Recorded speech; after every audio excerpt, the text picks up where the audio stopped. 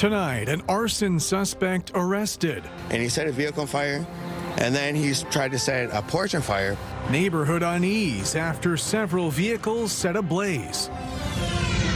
Plus, are fireworks fizzling out? We did everything we could to save the day, I guess you can say. The rising cost cancels another local Canada Day display. And a roadside rescue operation. A couple of the other officers Googled how to take care of a baby fawn. Orphan deer now in care, getting them ready for a return to the wild.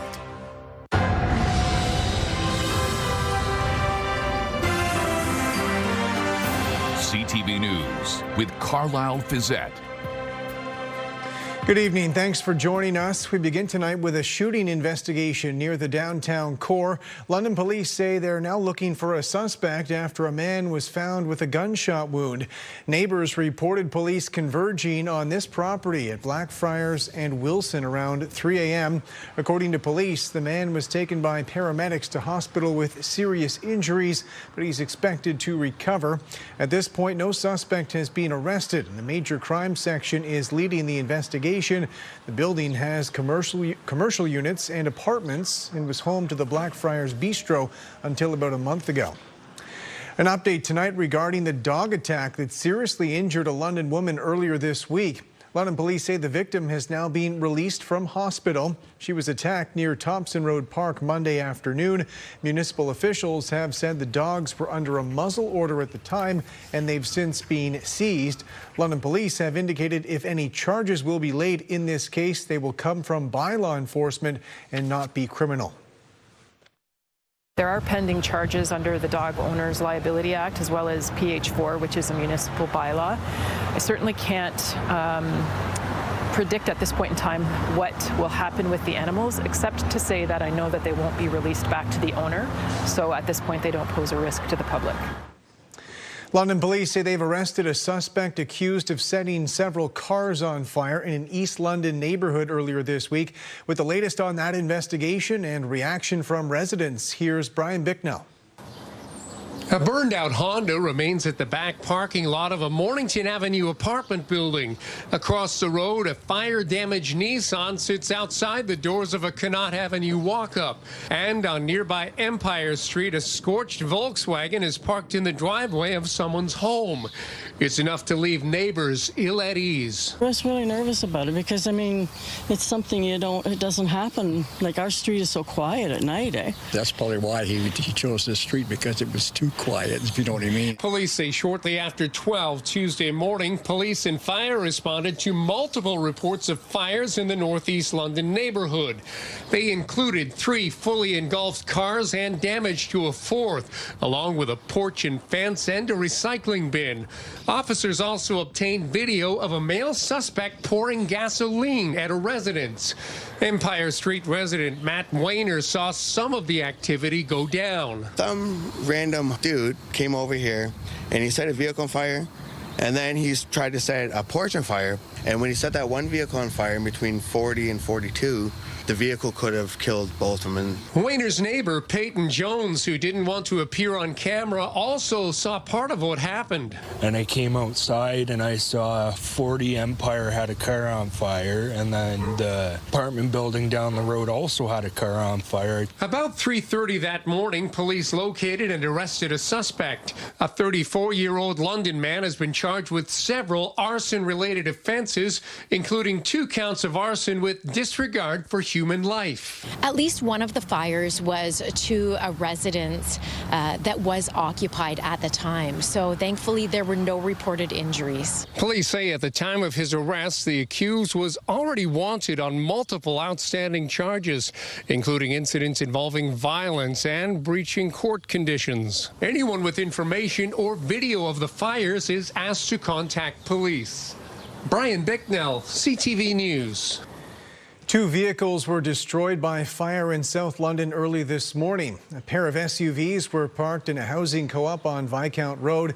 Firefighters say they were called around 4 a.m. with some people reporting hearing explosions.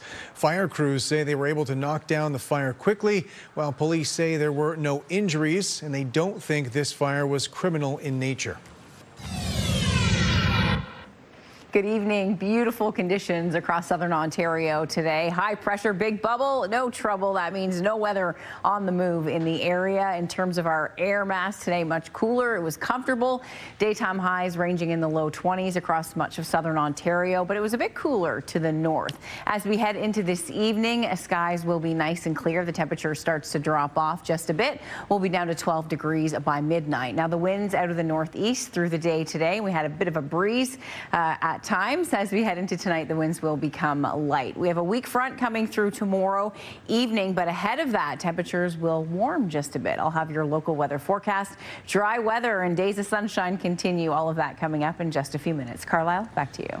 Thanks, Julie. London Middlesex Community Housing presented councillors with an ambitious plan today aimed at financially stabilizing public housing.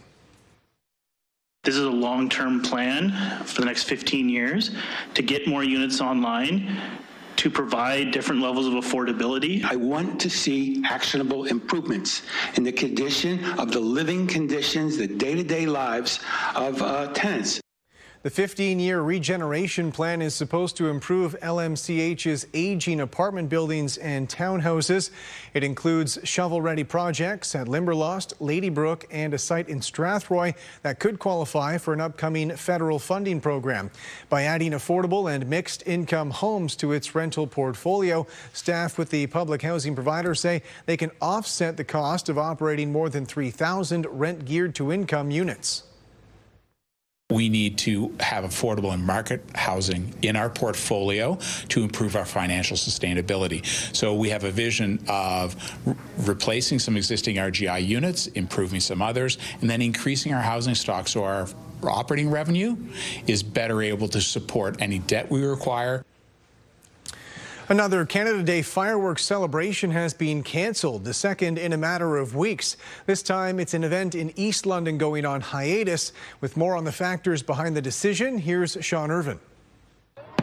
After decades of dazzling displays, plans for Canada Day fireworks in East London have fizzled out.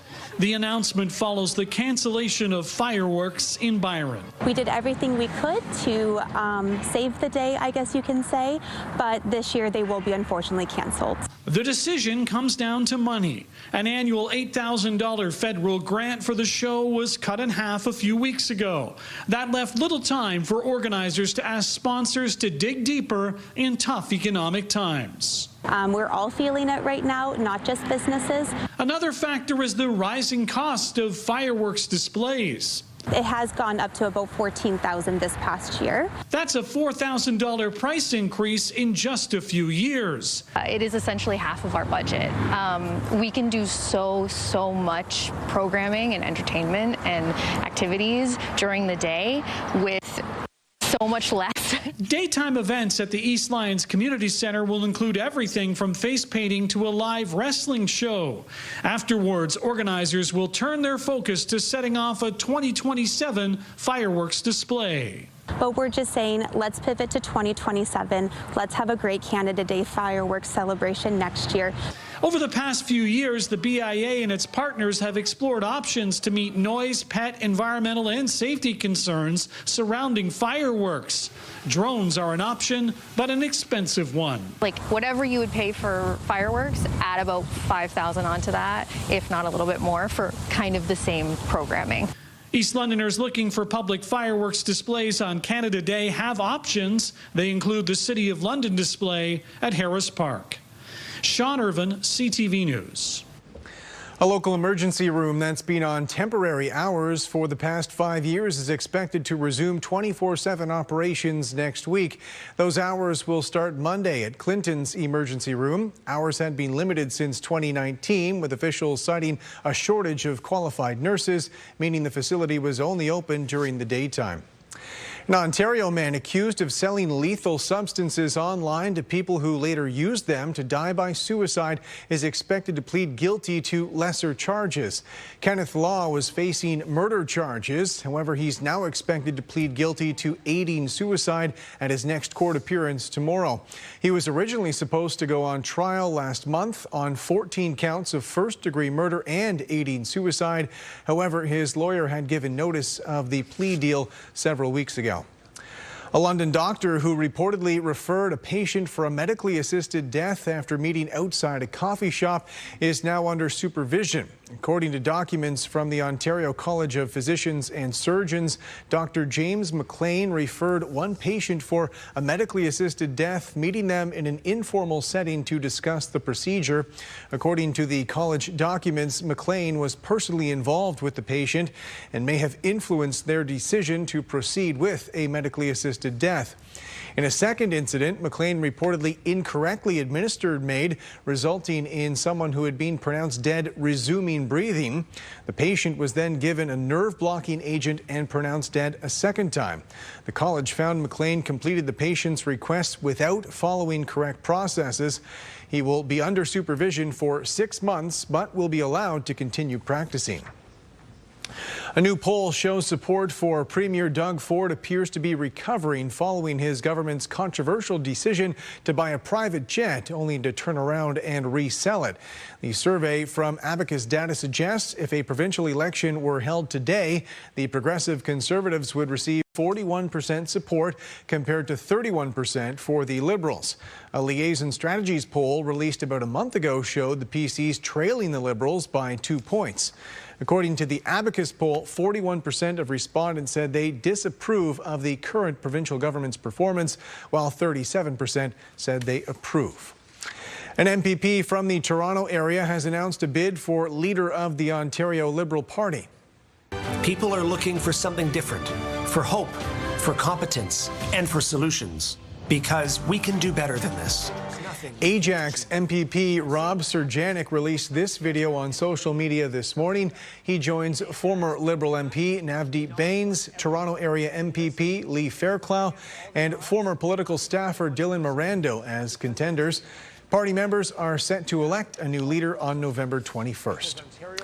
2 young deer are on the road to recovery after they were left orphaned. A driver hit their mother along a rural roadway, which is when they were discovered by a responding police officer. With more on what happened next, here's Rita Ismail. Hidden in the grass along a rural roadside, a tiny fawn takes its first steps. Nearby, where its mother was sadly struck and killed by a vehicle. Looped around and to make sure the deer was deceased. Didn't want a deer suffering on the side of the road. And when I got there, I saw a little baby fawn, I guess, walking towards me. I bent down, started petting it, and I heard more noise. And I saw a second baby deer there. That's when Fawnville called for backup, blankets, and a temporary rescue operation began. We wrapped him up and brought him back to the station. And a couple of the other officers Googled how to take care of baby fawns. So when they got back, they were able to help take care of them. Okay, look at your come on over there. At the detachment, officers quickly switched from policing to caregiving. Soon after, the animals were transferred to Hobbesley Wildlife Refuge, where they're now receiving specialized care. In Calf Hutches right now, they're in quarantine for the next 2 weeks. And then once they have cleared quarantine, they go into a really large enclosure that is more like natural habitat but fenced in. And we continue to provide them with care, but they are also doing more natural things like browsing and grazing. And that's sort of the process until they're old enough to be on their own, and which will be somewhere around mid-September. White-tailed deer are currently in fawning season across southwestern Ontario, with most births happening between late May and early summer. The refuge sees many young deer this time of year, often because their mothers have been killed by vehicles. But there's another growing problem. Another really big cause of fawns having to come into care is literally people abducting fawns. If the fawn is not actively bleeding, laying next to a dead mom, or looks terrible, then we leave it alone. The 2 fawns are expected to remain at the wildlife refuge for several months before eventually being released back into the wild. Rita Ismail, CTV News. 2 high school students near Listowel are premiering an original musical which they co-wrote and star in. With more on their creative process and their inspiration, here's Scott Miller. Cameron and Tyler Wood are a pair of Perth County twins who have spent the better part of a year writing a musical about fitting in a small town. It's funny because we're twins in almost every sense of the way, because we're good at the same things and we like the same things, so we just do all the same thing.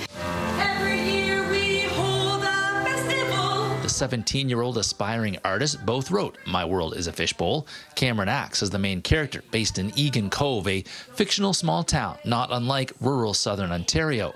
It premieres tonight at the Black Door Theatre at the Twins High School, Listowel District Secondary. It feels really surreal. It feels like I can't believe that I did this. And then that I'm watching you do it feels crazy.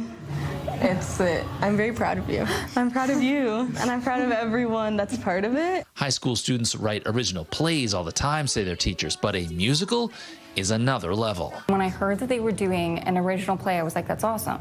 And then I heard that they were doing an original musical, and I was like, that's crazy. The musical required more than just the artistically inclined students to pull off. Teachers say everyone from the construction to cosmetology students took part. When I think about everything that goes into that, you need sewists, you need people who are into cosmetology and our MUAs, and Listowel District Secondary School, we have programs for all of those people, and then we get to bring them all together through a lot of hard work to make magic. My World is a Fishbowl opens tonight at Listowel District Secondary with shows Friday and Saturday as well.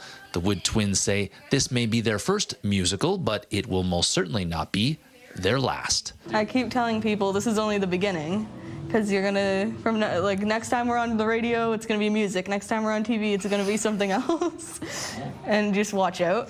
Just watch out. I'm writing like 2 other musicals right now, okay? Exactly. Wow. I don't know what for, I'm just doing it. In Listowel, Scott Miller, CTV News. When we come back, the Prime Minister's message to American investors. Mark Carney in New York addressing business leaders. Plus, foreign interference in focus ahead of a visit to Canada by China's foreign minister.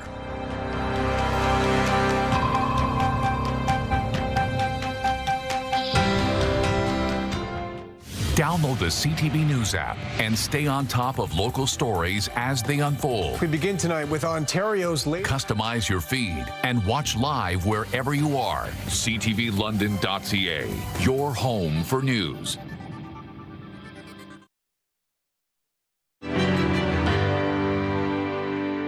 Tomorrow, the Middlesex County Courthouse, London's historic castle. It's the focal point of London for so many years. It must have been very strange to see a castle being built out in the wilderness. And that's where our Forest City name comes from. The executions were done in public. He cursed the building, he cursed all the people involved. First time they tried to hang him, the rope broke. A piece of our heritage on London 200, tomorrow on CTV News.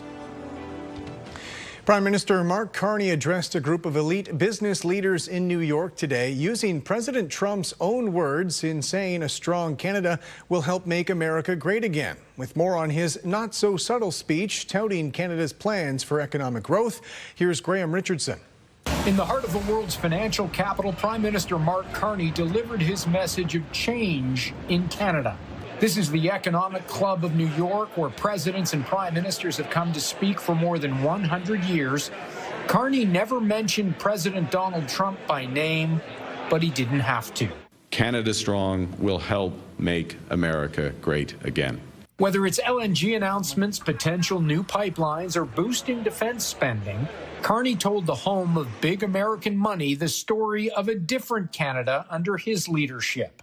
That future should include a new partnership with Canada, a true partnership that reimagines cooperation in specific sectors that are deeply challenged by global competition, a partnership with a different Canada, a stronger Canada, a more confident Canada. Back in Ottawa, a different perspective from the opposition, accusing the Liberals of chasing investment away for years. His elbows were again flapping up and down in the rhetorical chicken dance, as he cannot seem to decide if integration with the U.S. is a strength or a weakness. He's argued passionately for both positions in the last 3 months alone. Carney also spent a significant amount of time here on Canada's military spending, especially in the north. We did need to step up to take more responsibility for Arctic security. We're doing that now. And support for Ukraine in a conflict he says is significantly tilting against Russia. But Russia's losing 35,000 troops a month. 22 to 23, depending on the month, of those troops are killed. They're losing troops faster than they can replace them. So no mention of Donald Trump by name, but Justin Trudeau's name didn't come up either. Mark Carney signaling to American business Canada is open for business again, hoping they'll hear it, and also hoping the audience of one in the White House heard it too. Graham Richardson, CTV News, New York. The provincial government has unveiled a so-called defense industrial strategy. Premier Doug Ford outlined the strategy at the annual CanSec Arms Expo in Ottawa. It's a sales event for hundreds of military equipment companies. According to a government statement, the province's 10-year framework is dedicated to growing Ontario's military industry. We're home to over 300 defense firms, directly employing over 13,000 workers and offering products and services all over the globe. I always say we'll put our workers against anyone in the world. We'll put our technology and ingenuity against everyone in the world or anyone in the world. We have one of the biggest networks of world-class universities with 94,000 STEM graduates every single year. Top-tier research institutions and more high-skilled workers than anywhere in Canada. The Premier also pointed to Ontario's electricity generation and the province's critical mineral deposits, saying the strategy could add $400 million to provincial coffers every year by 2035, while making Ontario a key player in the global military industry. Human rights activists demonstrated in Ottawa today ahead of a visit from China's top diplomat. He's arriving for high-profile meetings on trade, investment, and global security. Judy Trin has more on the opposition he'll be met with.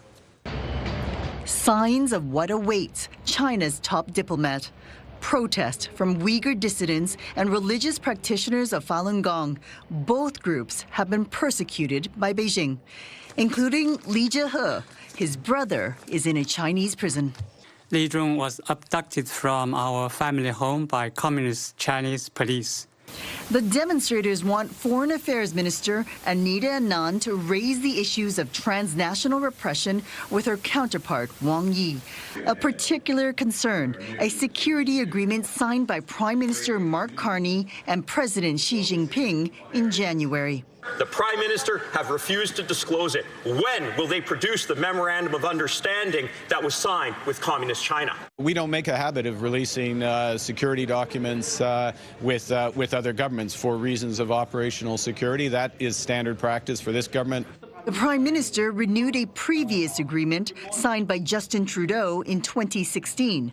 Since then, the two Michaels were arrested and detained, Chinese police stations were found operating in Canada, and the foreign interference trial of former RCMP officer William Miker revealed that at least 25 permanent residents have been coerced into returning to China. We cannot keep catering to the regime that is the top perpetrator of transnational repression in the world. When Yi arrives, deepening economic ties will be on the table. But this Canadian citizen who received asylum after being detained by Beijing hopes human rights will be too.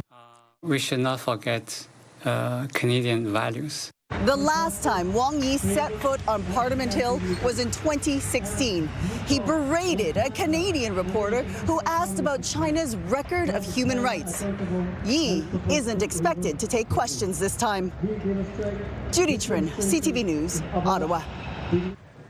Julie's on the desk with me now, and I know it's such a quiet week for forecast building that, well, you've got other things on your mind, it sounds like, because maybe a PSA, so to speak, when it comes to people sending in us images. Yes, we get so many weather photos, which I absolutely love. And often we take our photos for social media with our phones like this because they look great. Sure. However, when they're a weather photo of the day, we need to change our phones horizontally or... That's what TVs do. Yes. It's going to be on TV. Landscape mode, because then it fills up the screen. I get so many photos that come in that aren't taken like that, and I can't use them. So while I appreciate appreciate you sending them in. Please just shift your perspective a bit. 90 degrees, that's all. Yes, thank you. That's it. In terms of our weather, we have some beautiful conditions across the region.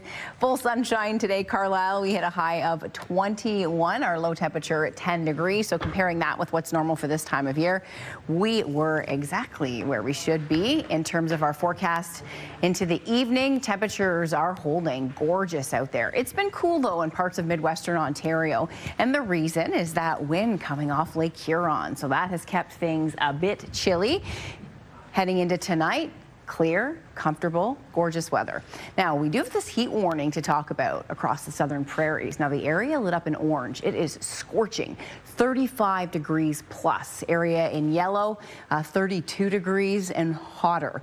Records have been breaking today in through southern Saskatchewan, as well as Alberta yesterday, and now spreading into southern Manitoba. So again, I mentioned this last night. Why aren't we under all of this heat? Well, we have this blocking pattern in the upper atmosphere, and that block has us high in the jet stream, riding high to the north, and then it drops down over the lakes. So we are under the influence of high pressure at the surface and in the upper atmosphere. With this blocking pattern, we're on the nice side of it, which means gorgeous sunshine, but cool temperatures. The reason the winds are coming in from that jet stream out of the northeast. So conditions will be quite pleasant across the Great Lakes in the coming days. We're not expecting to see that heat. We will see an increase in our humidity as we head into Day 6, 7, we'll start to see things shift, so it'll start to feel close to 30, but we'll get to that in just a second. Clear tonight, temperatures on the comfortable side. If you've had the windows open like I have, you may want to shut them. It'll be quite cool first thing in the morning, but perhaps not. Maybe you like it cool. As we head over 48 hours, not a whole lot to show you in terms of weather, but I mentioned a bit of a backdoor cold front coming in. As that pushes in, that will bring a fresh push of air from the northeast. So dry conditions. We're not expecting anything other than a few fair weather clouds associated with that front. Your Friday forecast, sunshine and light winds. The winds will pick up in the afternoon, northwest 20 with gusts of 40, and the forecast high 25. That cold front will bring temperatures down a bit for Saturday, 20 degrees, mainly sunny, full sunshine on Sunday, mainly sunny Monday, Tuesday, Wednesday. This dry weather continues. No rain in sight in this forecast. As we head to Day 7, that's where it'll start to feel like 30, the high coming up to 25 degrees. So we bookend Friday, and then a week out, the temperature coming up to 25. Midwestern Ontario, a beautiful day for you as well. Dry conditions continue. We string these sunny days back to back. Temperatures dipping a bit for the weekend, so if you are near Lake Huron and you are heading to the cottage, it'll be a bit cooler, so you may need to pack a light sweater, especially in the morning and the evening, as that wind coming off the lake out of the north will keep things a bit chilly. Heading into early next week, a mix of sun and cloud Monday through Thursday, with daytime highs climbing between 20 and 21 degrees. The beautiful weather across our region, Carlyle, continues. Lots of sunshine in the extended forecast. We are looking at an absolutely awesome weekend setting up across the region. All right, Julie, thanks very much.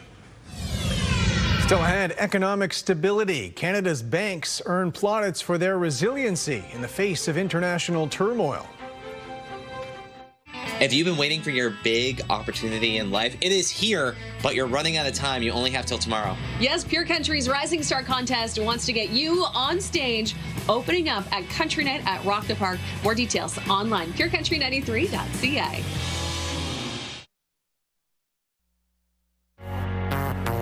CTV London has your chance to win a 4-pack of season passes to East Park, London, to keep cool and have fun all summer long. Enter now at ctvlondon.ca for your chance to win.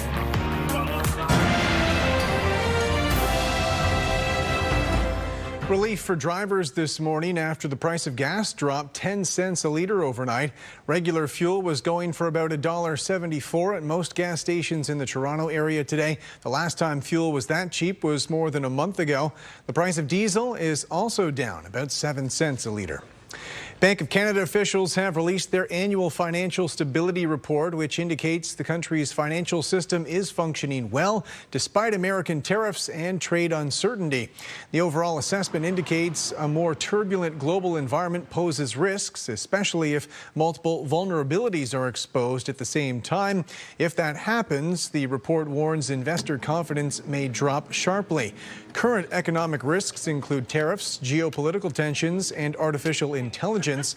The findings also suggest Canada's banks are better equipped to absorb unexpected shocks. Union leaders representing roughly 300 Canadian Pacific Kansas City signal and communication workers say they will walk off the job this weekend if they can't reach a new deal. According to officials with the International Brotherhood of Electrical Workers, their main concerns are wages, work-life balance, and retention issues. A railway spokesperson says operations will continue even if there is a strike, stating they've put forward fair and balanced offers. Talks are expected to continue through the weekend. An Ontario woman says she's been through a hassle with lottery officials trying to get paid for her $1,000 win. As Pat Foran reports, her jackpot was worth just enough to make its claiming a little more complicated. She's been disappointed a bit, I can tell. She can't go out shopping and spend her windfall. Brian Burrows of London says his 98-year-old mother, Jessie, has been frustrated trying to cash in her winning $1,000 scratch and win ticket. She hit the jackpot in early April. Well, I was excited. I thought, this is terrific. I can pay off my visa.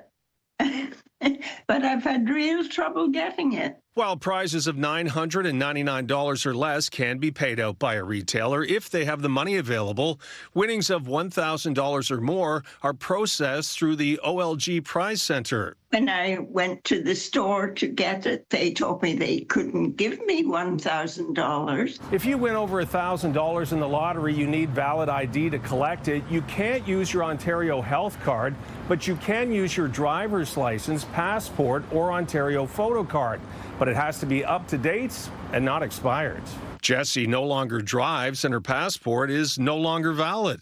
I took pictures of the ticket front and back and the pictures of her ID, but they said her passport was expired. Brian just wants his mother to collect her rightful prize. She's 98 and she's a very law-abiding person all her life, worked hard all her life, and here she is, and she wins $1,000 and she's still waiting for it. CTV News reached out to the Ontario Lottery and Gaming Corporation, and a spokesperson said the Prize Center arranged to have OLG investigators visit her at her home, confirm her identity, and complete the prize claim. Miss Burrows was declared the rightful owner of the ticket and is being paid her $1,000 prize. That was great news for Jessie, who says she plans to pay off her credit card bill and maybe try her luck with one more scratch-off ticket. Pat Foran, CTV News. Strength in the technology and base metal sectors helped Canada's main stock index climb higher. The TSX gained 106 points. In New York, the Dow added 25, the Nasdaq up 243. The Canadian dollar gained more than 1/10 cent today. On commodity markets, gold is up more than $50 an ounce. Oil added 22 cents a barrel. Coming up, potential legal action against FIFA. Why the World Cup's ticketing process could end up in court. Welcome back. Tenants are moving into a new affordable housing project built in London's Soho neighborhood. It offers below-market units close to the downtown core. And with more on its potential impact, here's Lauren Stallone. A new affordable housing project has opened in London's Soho neighborhood. We worked with 5 other nonprofits and developed this whole block of land. Located at 385 Hill Street, the building features 77 units offering studio, 1-bedroom and 2-bedroom apartments. I wanted to live here. It was close to work for me and then still kind of connected to the downtown, which is nice. I like to spend some time down there, whether it be outdoors on a patio. So it kind of kept me connected to there while still being reasonably priced. Organizers say this project represents an important step forward for affordable housing in our community. Housing is becoming a critical issue for so many people as cost of living went up, but wages have not gone up. River Ridge is part of Village Soho, a partnership by 6 nonprofit housing providers to create almost 700 mixed affordable units on the former hospital lands, aimed at helping people in need. need. The need for helping people who are struggling, whether they're young or middle-aged or even old, has become more and more evident in the last 50 years. Rent's kind of a tricky spot for a lot of people, so I just try my best to save and budget, and this building's very accommodating, so that helps for a big time. The London Affordable Housing Foundation, formed in 2000, is a non-profit charity that funnels donations directly into local housing projects. It's going to be a challenge to keep rents as affordable as possible. That's a very slippery term, affordable. But we think we can make it work. Lauren Stallone, CTV News. Provincial police say they've charged a school bus driver with stunt driving after the bus was clocked at 100 kilometers an hour in a 50 zone with children on board. Police say the driver is a 56-year-old woman who was caught speeding Tuesday afternoon in Mulmer, a community about 2 hours north of Toronto. In addition to the stunt driving charge, they say she's also charged with speeding 50 kilometers over a posted speed limit and failing to surrender her license. 10 months after a wildfire devastated a remote northern Manitoba town, displaced residents are coming to grips with the fact they may never be able to return home. With more on their circumstances, here's Alex Karpa.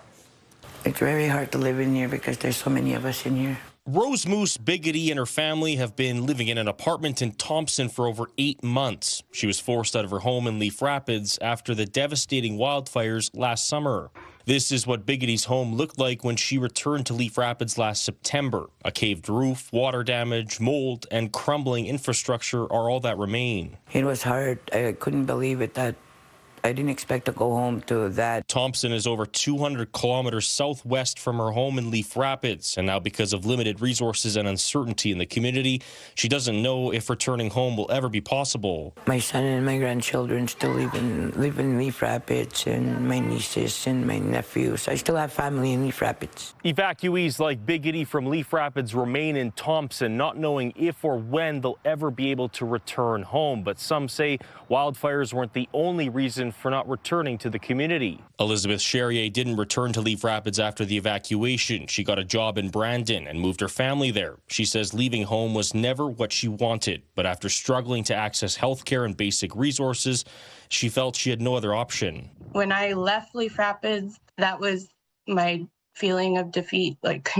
I felt like it didn't matter how much I would say these things, how much you advocate, no one's listening. Leaf Rapids has struggled for years following the closure of its mine in the early 2000s. Businesses shut down, healthcare services declined, and now residents are facing another blow, the planned closure of the town's only grocery store. When it comes to food, people have a right to good nutritious food at a good price. The province says it is working to support the residents in Leaf Rapids, but Biggity feels her community is being ignored. I don't even know why the government is trying to shut Leaf Rapids down. Hoping one day she'll be able to return to the community she still calls home. Alex Karpa, CTV News, Thompson, Manitoba.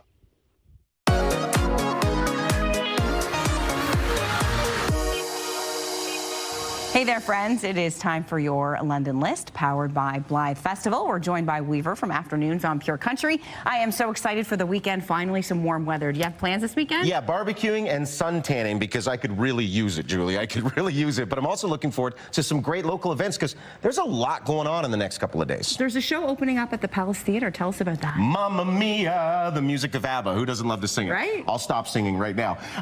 But yeah, Mamma Mia, Palace Theatre. It's about a 2-week run, and from what I'm hearing, it's mostly sold out. So if you have a ticket, enjoy the show. Yeah, Mamma Mia is always a crowd pleaser. From the theater to monster trucks at Canada Life Place. I love it so much. Monster trucks. They're backflipping. They're crushing other vehicles. What's not to love? Downtown London. It's going to be a blast on Saturday nights. All right, from trucks to motorcycles. And this one's special because it's for Dad. The London Motorcycle Ride for Dad. Sunday morning, supporting prostate cancer research. They've raised over $850,000 since 2004 when they started this event. 8 o'clock registration, 10 a.m. start time, and it's a on-time start. So make sure you're there and ready to go. Best part is you can sign up ahead of time or the day of. And that event, I've been to that event. I hosted years ago, and it really is a wonderful event. It brings so much of the community together, and we have great weather for it. So that's always good. And there's a Curbside London event. What's this all about? It's a big summer kickoff party. So music, local vendors, everything you want out of your summer in one place before summer technically begins. So get underway in downtown London from 1 to 7 Sunday afternoon. And is it free? Can you just show up? Absolutely. Please show up. They don't want you to do anything else but come out and have a great time. All right, that's fantastic. Sounds like a wonderful weekend. Thanks so much, Weaver. We'll see you next time on the London List.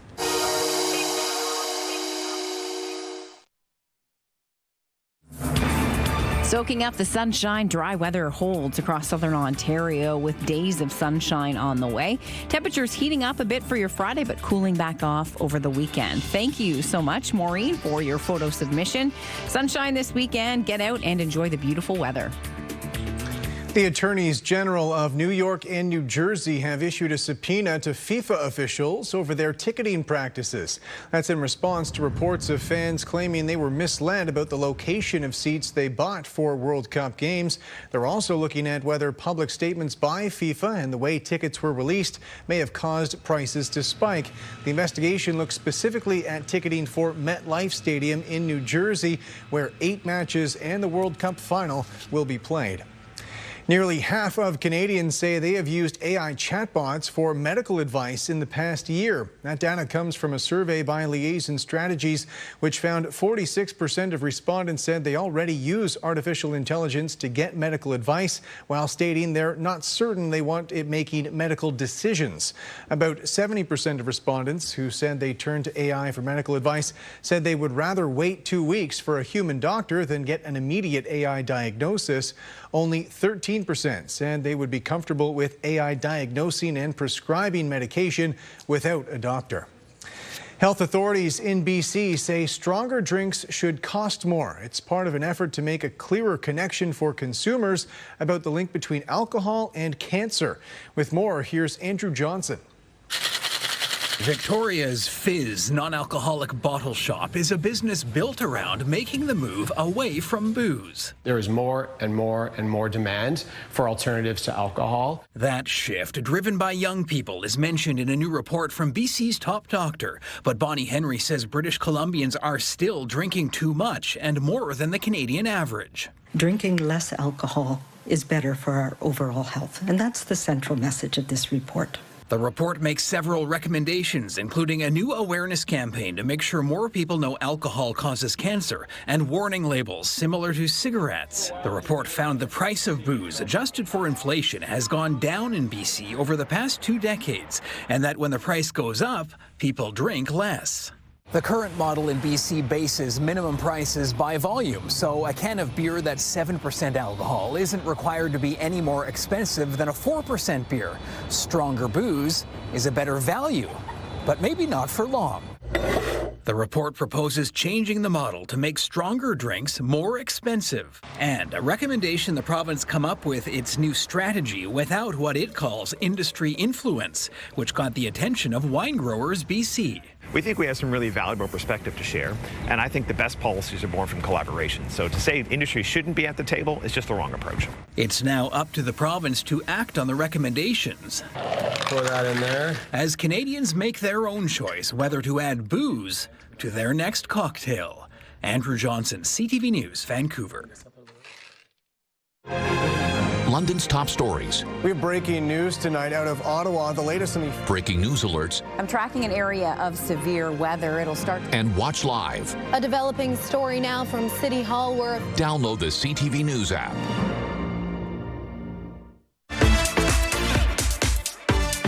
June 6th is the start of London Music Week. All kinds of live performances happening around the city. Also 2 award shows. We will talk with Mario about all of that coming up this Saturday, 8 a.m. on Weekend Spotlight. Also, Fanshawe Pioneer Village is open for the season. We'll talk to them about their new exhibit and more. And London Food Bank pops into the studio. See you Saturday, 8 a.m. Welcome back. Finally tonight, a Montreal conductor putting a modern spin on classical music. Geneviève Beauchemin has more on what this time-honored art form means to him and the huge crowds he brings in. It's a classic Montreal summer moment. Globe-trotting maestro Yannick Nézet-Séguin returns home each year. Comes for a concert at the foot of iconic Mount Royal. Exit the tux, in come the shorts. We can hear the birds' songs while we're playing, even though there's like 50,000 people. Nézet-Séguin will be back in the park in August. It's one of a series of concerts in his home province with Orchestre Métropolitain. Everybody for one night is just coming across generations, is really truly from people from 1-year-old to 87-year-old people are there. To that he could say mission accomplished. I feel always very lucky. When CTV News first interviewed him more than a quarter of a century ago, he said his mission was to open up the classics to a wider audience. But he says now there's more to do. To be welcome to music is not only about, say, hey, you're welcome to hear Beethoven. It also is trying to reflect the realities of a wider range of people from society on our stages. That, he says, includes more compositions written by women and the work of Indigenous people, a reflection of his social justice engagements. What is the role of an artist, of a conductor, in the social discourse? My best way of expressing is still through music, but also once in a while I think it's important to name the realities. Nézet-Séguin has engagements worldwide, but he's also signed on to lead the Orchestre Métropolitain for life. Never leaving behind the place where he first dreamed as a 10-year-old of conducting on the world stage, and he's added new dreams since. When we speak again in 26 years, that we feel like there's a much more